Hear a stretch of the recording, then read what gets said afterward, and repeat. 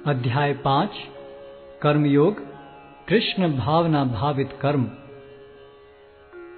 अर्जुन ने कहा, हे कृष्ण, पहले आप मुझसे कर्म त्यागने के लिए कहते हैं और फिर भक्ति पूर्वक कर्म करने का आदेश देते हैं। क्या आप अब कृपा करके निश्चित रूप से मुझे बताएंगे कि इन दोनों में से कौन अधिक लाभप्रद है? श्री भगवान ने उत्तर दिया, मुक्ति के लिए तो कर्म का परित्याग तथा भक्तिमय कर्म दोनों ही उत्तम हैं, किंतु इन दोनों में से कर्म के परित्याग से भक्ति युक्त कर्म श्रेष्ठ है। जो पुरुष न तो कर्म फलों से घृणा करता है और न कर्म फल की इच्छा करता है, वह नित्य सन्यासी जाना जाता है। हे महाबाहु अर्जुन, ऐसा मनुष्य समस्त द्वंद्वों से रहित होकर बहुबंधन को पार कर पूर्णतया मुक्त हो जाता है। अज्ञानी ही भक्ति को भौतिक जगत के विश्लेषणात्मक अध्ययन से भिन्न कहते हैं। जो वस्तुतः ज्ञानी हैं वे कहते हैं कि जो इनमें से किसी एक मार्ग का भली भांति अनुसरण करता है वह दोनों के फल प्राप्त कर लेता है। जो यह जानता है कि विश्लेषणात्मक अध्ययन द्वारा प्राप्त स्थान भक्ति द्वारा भी प्राप्त किया जा सकता है, और इस तरह जो सांख्य योग तथा भक्ति योग को एक समान देखता है वही वस्तुओं को यथारूप में देखता है। भक्ति में लगे बिना केवल समस्त कर्मों का परित्याग करने से कोई सुखी नहीं बन सकता, परंतु भक्ति में लगा हुआ विचारवान व्यक्ति शीघ्र ही परमेश्वर को प्राप्त कर लेता है। जो भक्ति भाव से कर्म करता है, जो विशुद्ध आत्मा है और अपने मन तथा इंद्रियों को वश में रखता है, वह सबों को प्रिय होता है और सभी लोग उसे प्रिय होते हैं। ऐसा व्यक्ति कर्म करता हुआ भी कभी नहीं बंधता। दिव्य भावनामृत युक्त पुरुष देखते, सुनते, स्पर्श करते, सूंघते, खाते, चलते फिरते, सोते तथा श्वास लेते हुए भी अपने अंतर में सदैव यही जानता रहता है कि वास्तव में वह कुछ भी नहीं करता।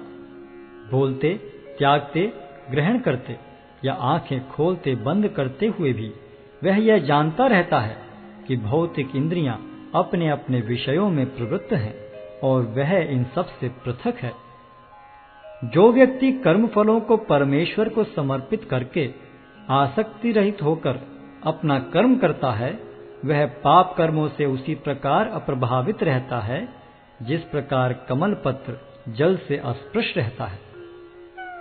योगी जन आसक्ति रहित होकर शरीर, मन, बुद्धि तथा इंद्रियों के द्वारा भी केवल शुद्धि के लिए कर्म करते हैं।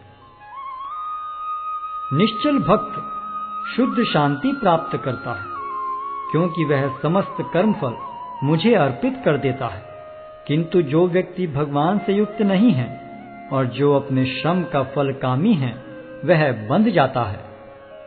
जब देहधारी जीवात्मा अपनी प्रकृति को वश में कर लेता है और मन से समस्त कर्मों का परित्याग कर देता है, तब वह 9 द्वारों वाले नगर में बिना कुछ किए कराए सुखपूर्वक रहता है। शरीर रूपी नगर का स्वामी देहधारी जीवात्मा न तो कर्म का सृजन करता है, न लोगों को कर्म करने के लिए प्रेरित करता है, न ही कर्म फल की रचना करता है। यह सब तो प्रकृति के गुणों द्वारा ही किया जाता है। परमेश्वर न तो किसी के पापों को ग्रहण करता है न पुण्यों को, किंतु सारे देहधारी जीव उस अज्ञान के कारण मोहग्रस्त रहते हैं जो उनके वास्तविक ज्ञान को आच्छादित किए रहता है। किंतु जब कोई उस ज्ञान से प्रबुद्ध होता है जिससे अविद्या का विनाश होता है, तो उसके ज्ञान से सब कुछ उसी तरह प्रकट हो जाता है जैसे दिन में सूर्य से सारी वस्तुएं प्रकाशित हो जाती हैं। जब मनुष्य की बुद्धि, मन, श्रद्धा तथा शरण सब कुछ भगवान में स्थिर हो जाते हैं, तभी वह पूर्ण ज्ञान द्वारा समस्त कलमश से शुद्ध होता है और मुक्ति के पथ पर अग्रसर होता है।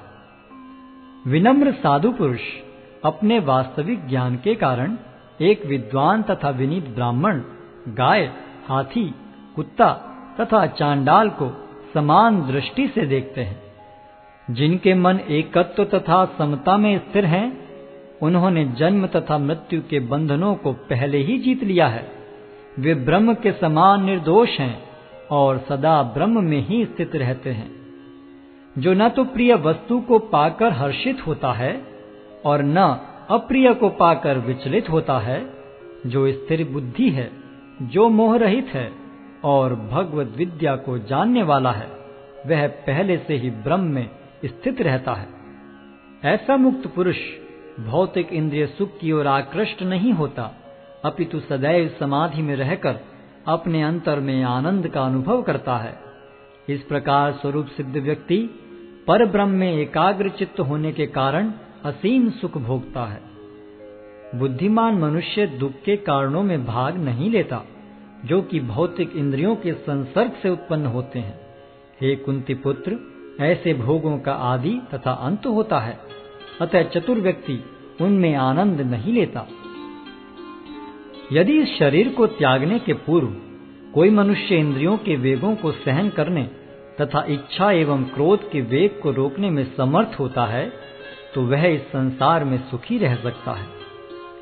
जो अंतःकरण में सुख का अनुभव करता है, जो कर्मठ है और अंतःकरण में ही रमण करता है तथा जिसका लक्ष्य अंतर्मुखी होता है, वह सचमुच पूर्ण योगी है। वह पर ब्रह्म में मुक्ति पाता है और अंततोगत्वा ब्रह्म को प्राप्त होता है। जो लोग संशय से उत्पन्न होने वाले द्वेष से परे हैं, जिनके मन आत्म साक्षात्कार में रत हैं, जो समस्त जीवों के कल्याण कार्य करने में सदैव व्यस्त रहते हैं और जो समस्त पापों से रहित हैं, वे ब्रह्म निर्वाण को प्राप्त होते हैं। जो क्रोध तथा समस्त भौतिक इच्छाओं से रहित हैं, जो स्वरूप सिद्ध आत्म संयमी हैं और संसिद्धि के लिए निरंतर प्रयास करते हैं, उनकी मुक्ति निकट भविष्य में सुनिश्चित है।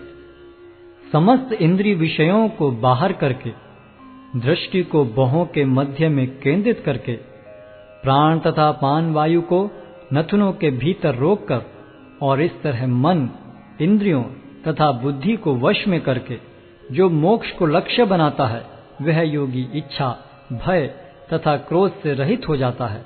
जो निरंतर इस अवस्था में रहता है, वह अवश्य ही मुक्त है। मुझे समस्त यज्ञों तथा तपस्याओं का परम भोक्ता, समस्त लोकों तथा देवताओं का परमेश्वर एवं समस्त जीवों का उपकारी एवं हितैषी जानकर मेरे भावनामृत से पूर्ण पुरुष भौतिक दुखों से शांति लाभ करता है।